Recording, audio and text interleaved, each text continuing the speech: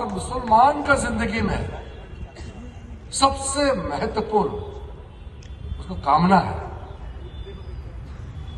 उनका ये सपना होता है कि जिंदगी में एक बार जरूर हज जाना चाहिए।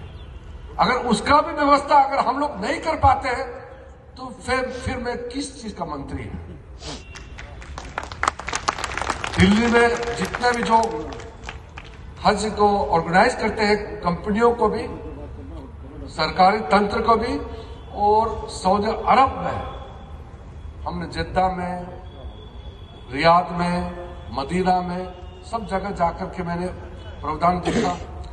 अभी पिछले बार फिर मैं ताइफ में भी गई। जो उम्रा के लिए जाते हैं, साल भर उम्रा के लिए जाते रहते हैं, उसका व्यवस्था तक हमने सुनिश्चित किया।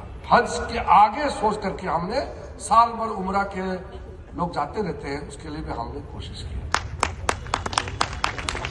उसी प्रकार से हमने उत्तर प्रदेश सरकार से भी बात किया है कि अगर कोई पुराने वक्फ प्रॉपर्टी अगर है जिसका इस्तेमाल ठीक से नहीं हुआ, गरीबों के लिए, मुसलमानों में यतीम है,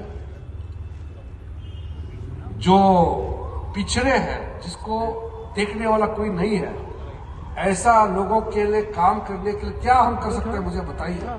हम उसके लिए भी राशि देने के लिए तैयार हैं। उसी प्रकार से सिखों के लिए भी, ईसाई के लिए, बौद्ध के लिए, जैन और पारसी। हमारा देश में आप जानते हैं पारसी समुदाय कितने छोटे हैं, लगभग 52,000 बच गए हैं। मुसलमानों का तो संख्या बहुत बड़ा है।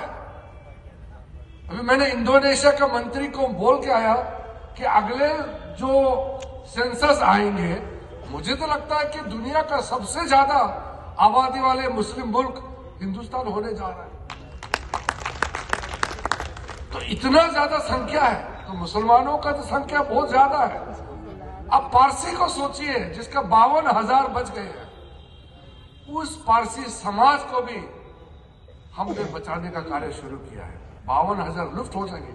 ये टाटा वगैरह जो आप नाम सुनते हैं, ये सब पारसी हैं, बहुत कंट्रीब्यूशन है। उनके जो पॉपुलेशन को, उनके संख्या को हमने बचाने के लिए भी अलग से जियो पारसी, जीते रहो, हमने कार्यक्रम चलाया है। दुनिया में ऐसा कोई मुल्क नहीं है जो अल्पसंख्यक समाज का हो या बहुसंख्यक, कोई भी हो, हिंदुस्तान में अच्छी तरह से सुरक्षित है।